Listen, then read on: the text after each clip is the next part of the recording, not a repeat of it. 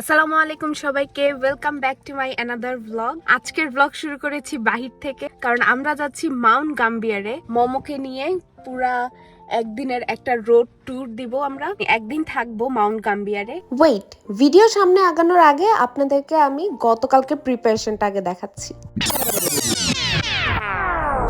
এই তো আমাদের প্রিপারেশন। আসলে একদমই হঠাৎ করে আমরা প্ল্যান করেছি যে মোমোকে নিয়ে আমরা মাউন্ট গাম্বিয়ারে যাব, কারণ ওখানে ওয়ার্ল্ড হেরিটেজ সাইট আছে, ওটা ওকে নিয়ে ঘুরে বেড়াবো আর কি। তো এই হচ্ছে আমার মোটামুটি, যেহেতু হঠাৎ করে প্ল্যান, সো আমি জাস্ট ডিম ভুনা করেছি, ফ্রাইড ভেজিটেবল করেছি আর ভাত নিয়ে নিয়েছি। আমরা ওখানে একদিন থাকবো, তো আমাদের অলরেডি জায়গা বুকিং করে ফেলেছি, কিন্তু আমাদের খাবারটা যাতে সবসময় রেডি থাকে। বাহিরে খেলে তো অবশ্যই খাবো, কিন্তু তারপরও যাতে এনাফ পরিমাণে খাবার থাকে, এর জন্য কিন্তু আমি খাবার আমার সাথে নিয়েই যাই রেডি করে। রাতের বেলা তৈরি করেছে মোমো রুবেল। মোমোর জন্য মোমো তৈরি করা হয়েছে এবং এটা আমাদের ফার্স্ট টাইম ট্রাই ছিল। মোমোটা খুবই মজা হয়েছে। You're looking cute. এই তো আমরা আমাদের জার্নি শুরু করলাম। আমাদের ফার্স্ট ডেস্টিনেশন হচ্ছে নারাকর্টে কেভস। তো অ্যাডিলেইড থেকে নারাকর্টেতে যেতে টোটাল ড্রাইভিং আওয়ার হচ্ছে 3 ঘন্টা 50 মিনিট। কিন্তু আমরা তো একটু থেমে যাই, একটু খাই, একটু এটা সেটা করি। যেমন এই যে এখন আমরা নেমেছি ব্রেকফাস্ট করার জন্য। তো টোটাল আমাদের আসলে সময় লেগেছিল 4 ঘন্টা, 4.5 ঘন্টার মতো একটা ড্রাইভ লেগেছিল। তো আমরা নাস্তা হিসেবে রুবেল সকালবেলা উঠে স্যান্ডউইচ করেছে, এবং ওই যে মোমো গতকাল রাতে আমরা রেডি করেছিলাম, অনেকগুলো রয়ে গিয়েছে, সেটাও আমরা প্যাকেট করে নিয়ে চলে আসি। আমরা এখন আছি টাইলেম বেন্ডে। এটা হচ্ছে মাঝামাঝি একটা জায়গা। আমরা টাইলেম বেন্ডে অনেক সময় এসে এখানে নাস্তা করি, কারণ এখানে খুব সুন্দর পরিবেশ থাকে নাস্তা করার জন্য। আশেপাশে ওয়াশরুম আছে, সবকিছু আছে। তো আমরা এই জায়গাটাই সিলেক্ট করি প্রথমত, জার্নিতে যদি আমাদের ব্রেক দরকার হয়।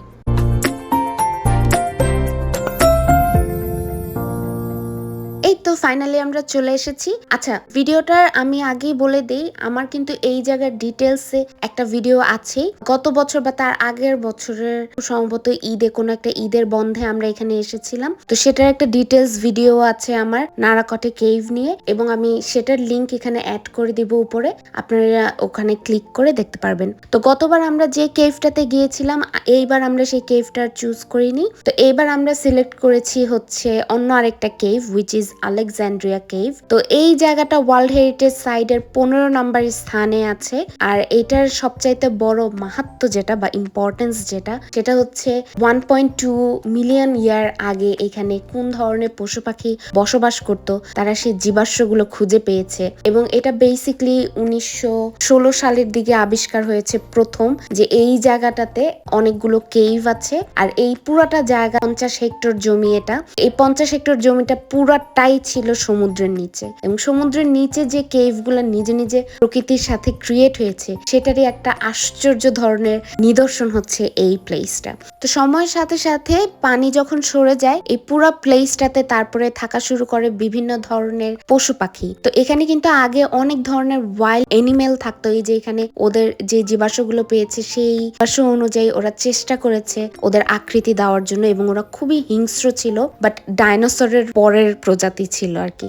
ডাইনোসর আরো অনেক আগের টাইমটাতে ছিল। তো যাই হোক, আমরা সেটাই আজকে দেখব। তো প্রতিটা কেভে ঢোকার সময় আপনাকে টিকিট কেটে ঢুকতে হবে। আমরা যে কেভটাতে আজকে ঢুকতেছি, আলেকজান্ড্রা কেভ, সেই কেভটা পার পার্সন, লাইক পার অ্যাডাল্ট পার্সন ছিল $27 সামথিং। কিন্তু আপনি যদি স্টুডেন্ট হয়ে থাকেন, তাহলে আপনি কিছু ডিসকাউন্ট ছাড় পাবেন, বা আপনার কাছে যদি কনসেশন কোনো কার্ড থেকে থাকে, অবশ্যই সেটা মেনশন করতে পারেন এবং আপনি একটা ভালো ছাড় পাবেন। তো এই তো আমরা এখন ঢুকে পড়লাম। তো এখানে বিভিন্ন গ্রুপ করে করে তারপরে আপনাকে নিয়ে যাবে, গাইড আছে, গাইডকে ফলো করে করে যেতে হয় আর কি।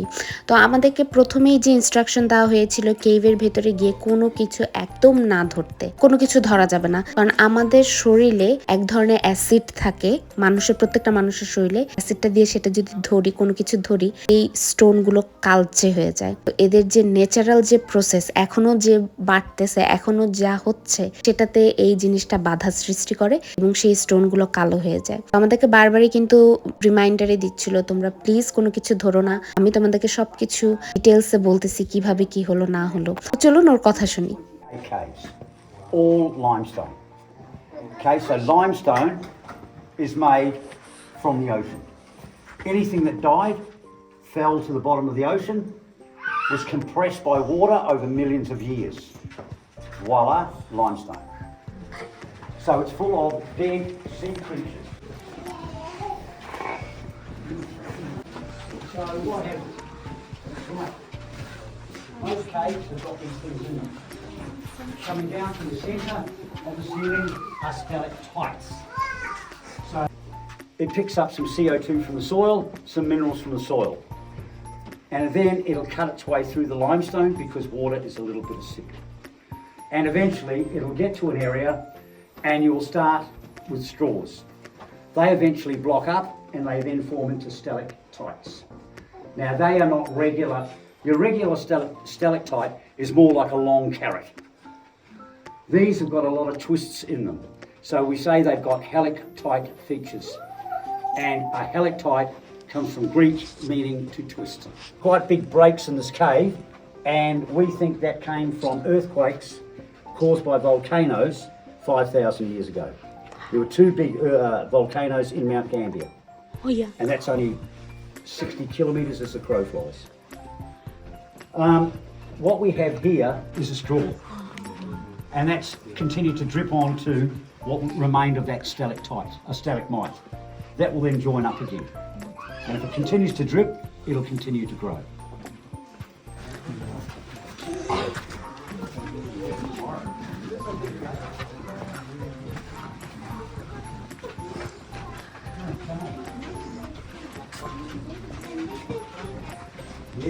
Oh wow.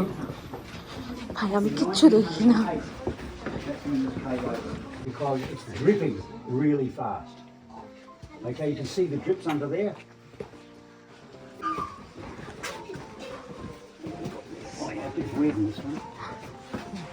Reds and yellows. Pretty neat, isn't it? I want one.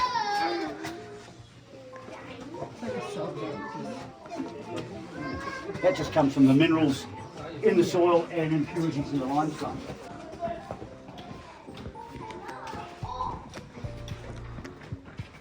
Wow.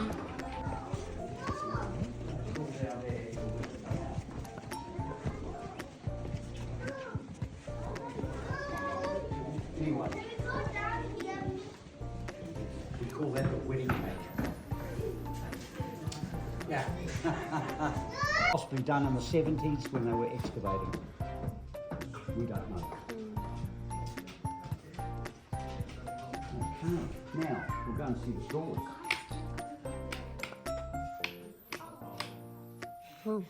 The stalactites. So all stalactites start life as straws. They are hollow, they're very, very delicate. A decent gust of wind coming down to the centre of the ceiling are stalactites. So if you think about them, they've got to hang on to the ceiling tight, otherwise they're going to fall. And they drip. So what happens is, and we'll get to the straw field, in the soil and impurities in the limestone. Okay.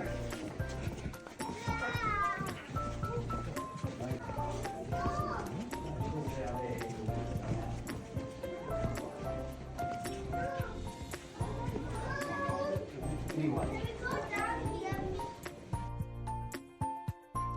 এই তো আমরা cave থেকে বের হয়ে এসেছি। এই জায়গাটার পুরা ফুল ডিটেলস ভিডিও আমার আগের একটা ভিডিওতে দেওয়া আছে, এর জন্য আমি এটা ফুল ভিডিও আর দিচ্ছি না। আমি জাস্ট লিঙ্কটা, আগের ভিডিওর লিঙ্কটা এখানে অ্যাড করে দিচ্ছি।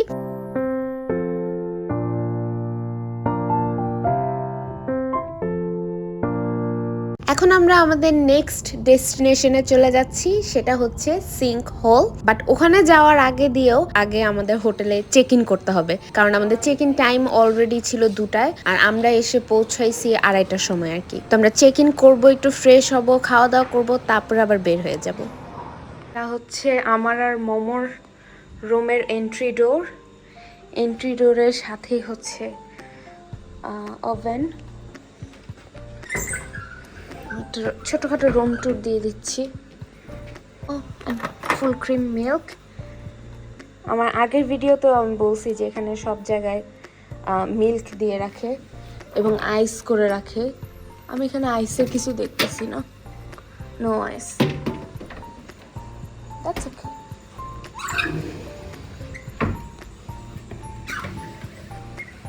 Oh.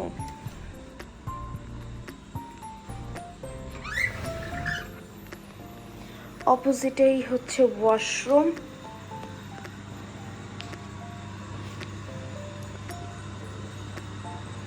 আয়না,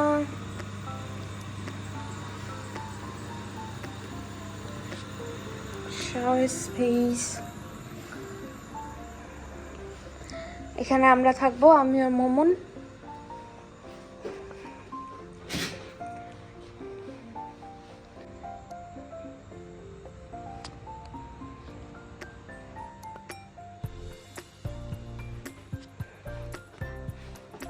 এবং বাহিরের ভিউজ খুবই সুন্দর।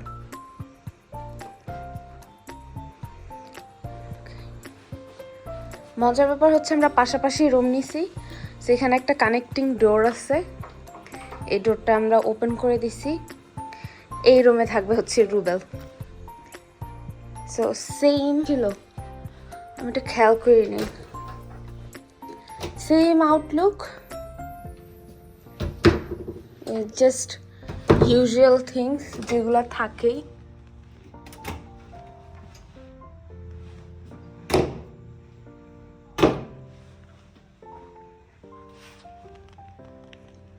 এটা হবে রুবেলের ওয়াশরুম।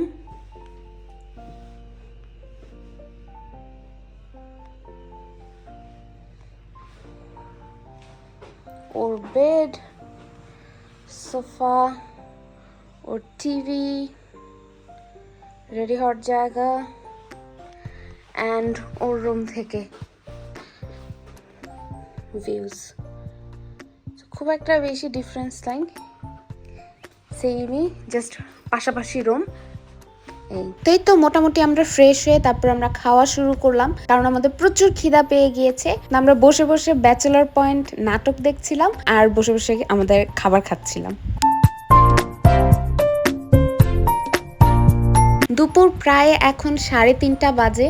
যেহেতু এখন দিন বড়, লাইক রাত 9টার সময় হচ্ছে সূর্য ডুবে, তো আমরা চিন্তা করলাম আজকে আমরা যতটুকু পারি সবকিছু দেখে ফেলবো মাউন্ট গাম্বিয়ারে। প্রথম আমরা চলে এসেছি কেভ গার্ডেন্সে। এই জায়গাটাতে, এই যে খালি জায়গাটা, এটাতে আগে পুরাটা পানি ছিল, একটা লেকের মতো ছিল, খুবই সুন্দর। গ্রীষ্মকালের জন্য এখন সেই পানি একদমই শুকিয়ে গিয়েছে এবং এটা পুরাটা খালি, একদম গুহার মতো দেখা যাচ্ছে। তো আমাদের প্রথম পয়েন্ট ছিল হচ্ছে কেভ গার্ডেন। এই জায়গাটা খুবই সুন্দর। এখানে আমি এর আগে আসিনি, এর আগে জাস্ট আমরা সিঙ্কহোলে এসেছিলাম, এই জায়গাটা মিস করেছিলাম। তো আজকে এখানে এসে দেখলাম যে এই জায়গাটা আসলে খুব সুন্দর। আর আমরা যেহেতু একদম সিটির মাঝামাঝিতে হোটেল নিয়েছি, তো সবকিছু ছিল আমাদের হোটেল থেকে 3-4 মিনিটের দূরত্ব, খুবই কাছাকাছি সবকিছু ছিল।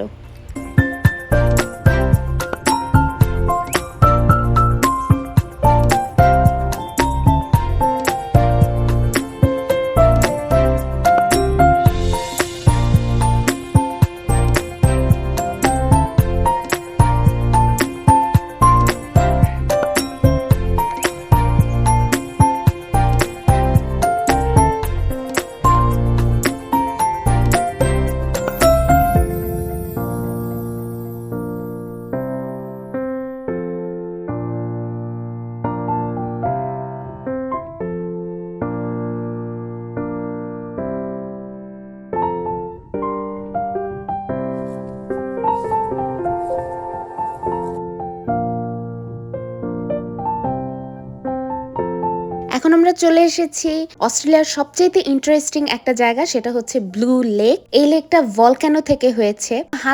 কয়েকশো মিলিয়ন বছর আগে এখানে দুটো ভলক্যানো ছিল এবং ওগুলা খুবই অ্যাক্টিভ ছিল। তো সেখান থেকে সেই একটা খুব বড় ধরনের একটা ধ্বংস হয়, সেই ব্লাস্টের থেকে এই লেকের উৎপত্তি।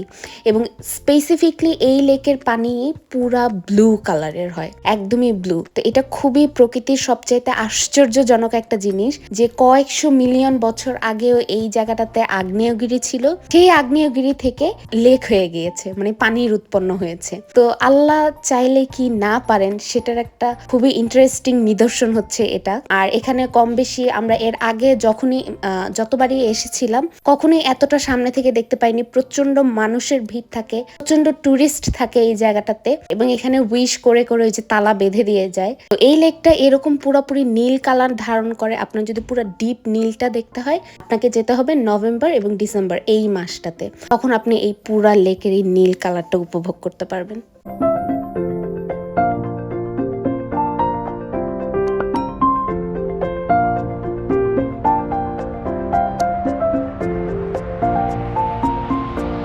ফাইনালি আমরা চলে এসেছি সেই সিঙ্ক হলে, যেটার জন্য বেসিকলি আমাদের আসা হয়েছিল মাউন্ট গাম্বিয়ারে। তো এখানে এসে দেখলাম যে এই সিজনটা আসাটা হচ্ছে সবচেয়ে পারফেক্ট টাইম, কারণ প্রচুর আশেপাশে বিভিন্ন ধরনের ফুল ফুটে আছে। তো এই ফ্লাওয়ার্স গুলো দেখে আমার তো খুবই ভালো লাগছিল।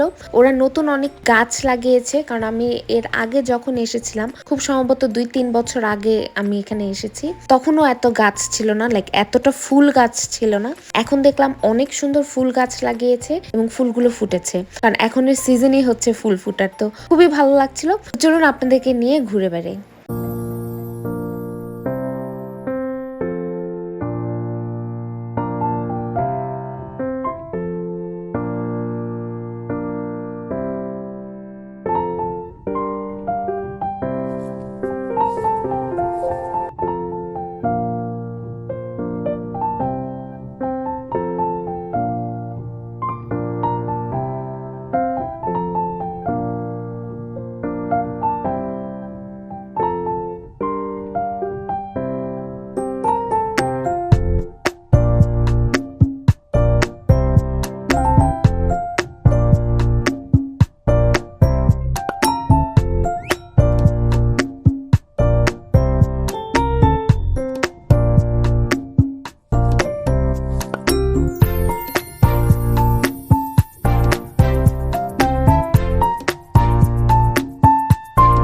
আমরা আগের বার যখন আসছিলাম রুবেলরা ওই জায়গাটাতে বসে ছবি তুলছিল সবাই মিলে।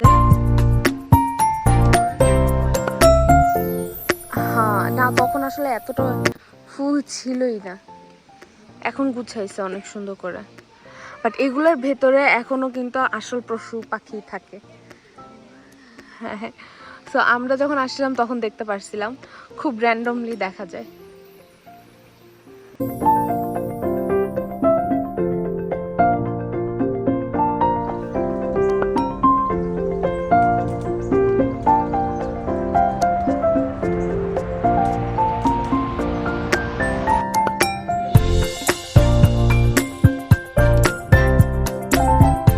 বিকেল এখন 6:30 বাজে। আমাদের তো প্রচন্ড খিদা পেয়ে গিয়েছে, এর জন্য আমরা এসেছি মাউন্ট গাম্বিয়ারের সবচেয়ে পুরাতন ম্যাকডোনাল্ডসে খেতে। এটা 1991 সালে এখানে খোলা হয়েছিল। তারপর আজকে যেহেতু অনেক বেশি গরম পড়েছে, 35 থেকে 36 ডিগ্রি ছিল, এর জন্য ঠান্ডা জাতীয় খাবারগুলো বেশি অর্ডার দিয়েছি। তারপর আমরা হোটেলে ফিরে আসি, ফ্রেশ হই। আমি আর মোমো বের হয়েছি, প্রায় তখন বাজে 8টার সময় দেখেন কত সুন্দর ঝকঝকে আলো থাকে, কারণ সূর্য নামতে নামতে ডুবতে ডুবতে প্রায় 9টা বেজে যায়। তো আজকের জন্য আমার ভিডিও আমি এখানেই শেষ করছি। আশা করি আজকের ভিডিও আপনাদের সবার ভালো লেগেছে। সবাই ভালো থাকবেন, সুস্থ থাকবেন, আমাদের জন্য দোয়া করবেন। আগামী আরেকটা ভিডিওতে আপনাদের সাথে দেখা হচ্ছে এবং সবাইকে জানাচ্ছি হ্যাপি নিউ ইয়ার।